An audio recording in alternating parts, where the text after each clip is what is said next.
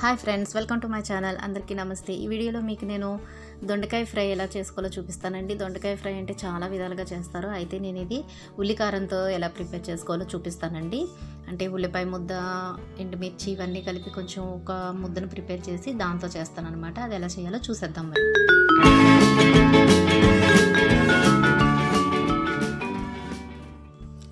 First దొండకాయల్ని బాగా శుభ్రంగా నీట్గా కడుక్కొని చూసారా, నేను బాగా కడిగేసుకున్నానండి. వీటిని ఈ విధంగా పొడవుగా స్లైసెస్లా చేసుకోవాలన్నమాట.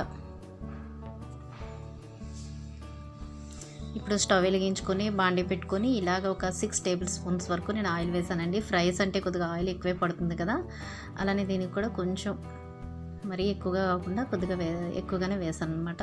ఆయిల్ వేసి ఈ దొండకాయ ముక్కలు వేసేసి హైలో ఫ్రై చేసుకోవాలన్నమాట. కొద్దిగా మంట హైలో పెట్టుకొని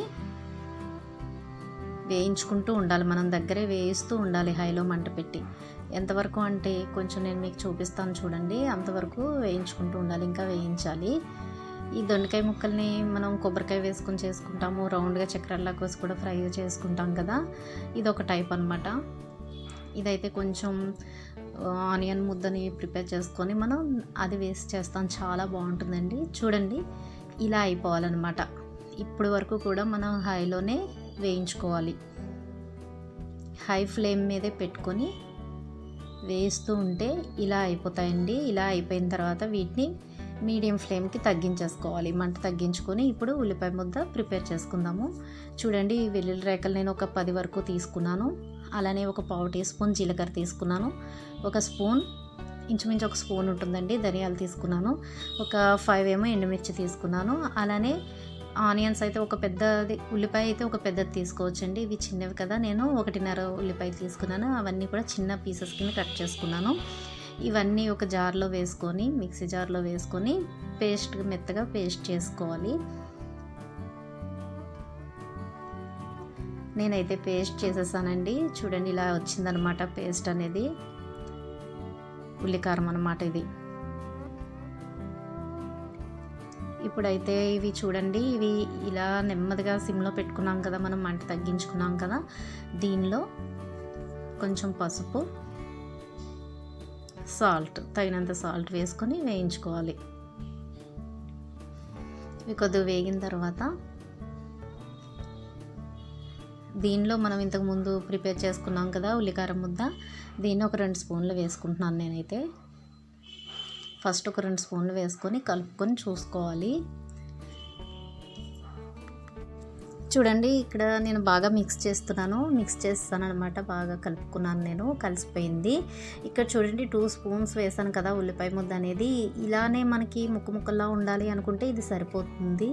లేదు కొంచెం గ్రేవీలా, అంటే దొండకాయ ముక్కలతో పాటు ఈ ఉల్లి ముద్ద కూడా మనకి అన్నంలో కలుపుకునేటప్పుడు ఎక్కువగా కావాలి అని అనిపించినప్పుడు ఇంకొంచెం వేసుకోవచ్చు అనమాట. నేనైతే ఇంకొక స్పూన్ వేస్తున్నాను. అంటే ఈ దొండకాయ ముక్కలతో పాటు ఈ ఉల్లికారం కూడా మనకి ఎక్కువగా అన్నంలో కలుపుకోవడానికి కావాలనుకున్నప్పుడు వేసుకోవచ్చు. నేను ఈ విధంగానే మొత్తం టోటల్గా 3 స్పూన్స్ వేసాను. ఈ మిగిలిన ముద్ద ఏం చేస్తామంటే ఒక చిన్న బౌల్లో పెట్టేసుకొని, ఒక చిన్న బాక్స్లో పెట్టుకొని మనం ఫ్రీజర్లో పెట్టుకుంటే నెక్స్ట్ టైం యూజ్ చేసుకోవచ్చు. లేకపోతే ఏ పొటాటో ఫ్రైకు మనం యూజ్ చేసేసుకోవచ్చు అండి ఇదే ప్రాసెస్లో. నేను టోటల్గా 3 స్పూన్స్ వేసాను కదా ఈ ఉల్లికారం ముద్దని. దీన్ని కొంచెం ఆ ఉల్లిపాయ దొండకాయకి బాగా కలిసేలాగా ఫ్రై చేసుకోవాలన్నమాట, ఒక 5 మినిట్స్. ఆ తర్వాత కొంచెం నేను పైనుండి కారం వేస్తున్నాను. అంటే ఎండుమిర్చి కారం అంత ఘాటుగా లేదు, అందుకని కారం ఉప్పు చూసుకొని ఇప్పుడే మనం ఉప్పు కారం అనేది వేసుకొని బాగా ఫ్రై చేసుకోవాలి. అందుకని నేను కొంచెం కారం వేసాను, బాగా ఫ్రై చేశాను. ఆ తర్వాత మళ్ళీ కొత్తిమీర వేస్తున్నాను. కొత్తిమీర వేసుకొని బాగా ఫ్రై కొంచెం సేపు ఒక 2-3 మినిట్స్ ఫ్రై చేసుకున్న తర్వాత దీన్ని సర్వింగ్ బౌల్లోకి సర్వ్ చేసుకోవచ్చు. చూసారు కదా, నిజంగా చాలా బాగుంటుందండి. ఒక్కసారి తప్పకుండా ట్రై చేయండి. అన్నంలో ఎక్కువ కలుస్తుంది అనమాట. ఇంకా మొత్తం రైస్ అంతా కూడా మీరు దీంతోనే తింటానంటారు అనమాట, అంత బాగుంటుంది. ఇదండి, మీకు కానీ ఈ ఫ్రై నచ్చితే తప్పకుండా లైక్ చేయండి, షేర్ చేయండి. నా ఛానల్ని ఇప్పటివరకు సబ్స్క్రైబ్ చేసుకోకపోతే మరిన్ని వీడియోస్ కోసం సబ్స్క్రైబ్ చేసుకోండి. Thanks for watching.